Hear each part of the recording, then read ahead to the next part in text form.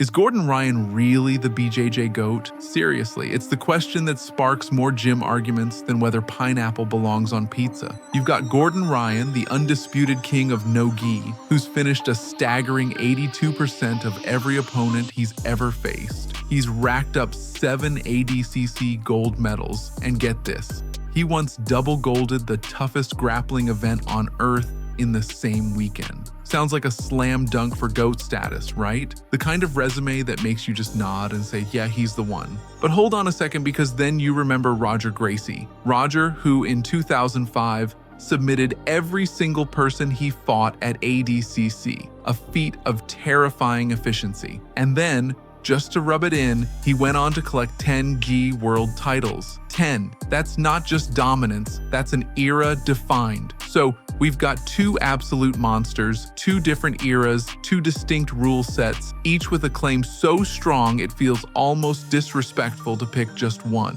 Who actually deserves to wear that crown? Who sits atop Mount Rushmore? Stick around, because the answer is way less obvious and a whole lot more nuanced than you probably think. This isn't just about stats. It's about context, evolution, and what greatness even means in a sport that's constantly evolving. The numbers that make Gordon look unbeatable. Let's be honest, Gordon Ryan's resume doesn't just start stupid, it starts ridiculous. We're talking 130 submissions out of 159 wins. Think about that for a second, an 82% finish rate. And this isn't against local gym heroes. This is at elite, invite-only events where every single person on the mat is a dangerous world-class competitor. You're talking about a level of consistent, aggressive finishing that simply hasn't been seen before. It's not just winning, it's dominating in a way that forces opponents to tap or go to sleep. And his current run? Absolutely mind-boggling. He's undefeated in his last 56 matches, a streak that would be impressive in any combat sport, let alone one as physically demanding and technically intricate as high-level grappling. His performance at ADCC 2024 was a masterclass in overcoming adversity. He defeated Felipe Pena and Yuri Simoes, all while nursing a visibly torn knee. That's the kind of grit and technical precision that separates the good from the truly legendary. Then there are the ADCC titles, 7 world titles. Not just in one weight class, but across 3 different divisions. Nobody, and I mean nobody, has ever touched that record. It's a testament to his adaptability, his willingness to challenge himself against different body types and skill sets, and his sheer technical mastery that translates regardless of size. Add to that 3 no-gi pans championships and 4 EBI tournaments, and you've got the most decorated no-gi competitor ever to step onto a mat. It's a resume that screams generational talent. He's not just winning,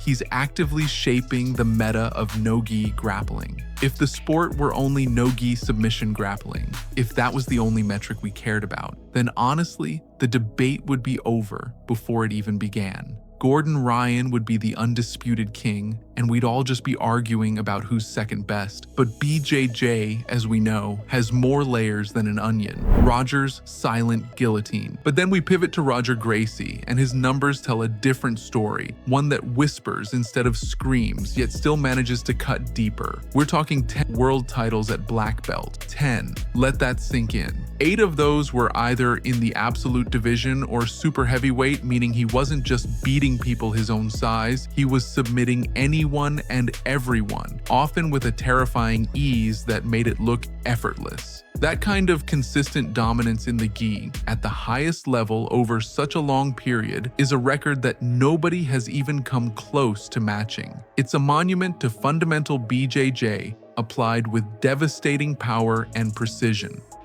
His personal ledger shows 62 submissions from 76 wins. Do the math. Yep, that's the exact same 82% finish rate as Gordon Ryan. It's a statistical parallel that's almost eerie, highlighting that both men possess an inherent, almost primal instinct to finish the fight. But Roger did it with a different flavor. Rewind to 2005. Roger enters ADCC as a relatively unknown brown belt. Think about the audacity of that. He proceeds to tear through the competition, submitting legends like Jacare, leaving everyone else unconscious or tapping, and walks out the pound-for-pound king. This wasn't just a win, it was a statement. He proved that his gi-honed pressure and submission game translated perfectly to the no-gi arena. The key difference here, the thing that sets Roger apart in many people's minds, he did it in both uniforms. His mastery of gi pressure, combined with his natural no-gi fluidity, forced an entire generation of grapplers to accept a brutal truth that a fundamentally sound, suffocating top game can still smother even the most modern, athletic, and submission-oriented approaches. He didn't just adapt, he dictated. He showed that the core principles of BJJ, when applied with relentless pressure and perfect technique, are universally effective. When he finally retired from IBJJF competition in 2010, people weren't asking who would beat him next. They were genuinely wondering if anyone would ever replicate the sheer scope and consistency of his achievements. It wasn't just about winning titles. It was about setting a standard that seemed for a long time unreachable. All right, quick timeout. We've laid out some heavy arguments for both sides. So who are you leaning toward right now? The no-gi sniper, the submission machine Gordon Ryan, or the gi overlord, the timeless pressure passer Roger Gracie? Drop your pick in the comments below, smash that like button if you're enjoying this deep dive, and let's keep peeling back the layers of this incredible debate. Your opinion matters here, so let us know. Who is really the BJJ GOAT? So, after all the stats and arguments, how do we finally answer the question? To do that, we have to look at the chinks in each man's armor and what greatness truly means. Detractors love to point out Gordon's 2 early career submission losses to Felipe Pena as proof he wasn't always invincible. Then there are the persistent whispers about performance-enhancing drugs, fueled by his own pharma-grade genetics jokes, which cast a shadow for skeptics who questioned the legitimacy of his physical dominance. On the other hand, Roger Gracie's resume is squeaky clean, having retired on top with no scandals. However, critics argue his dominance came in a shallower talent pool. They question if his methodical, pressure-passing game could suffocate a modern 230-pound Division I wrestler with an elite leg lock game.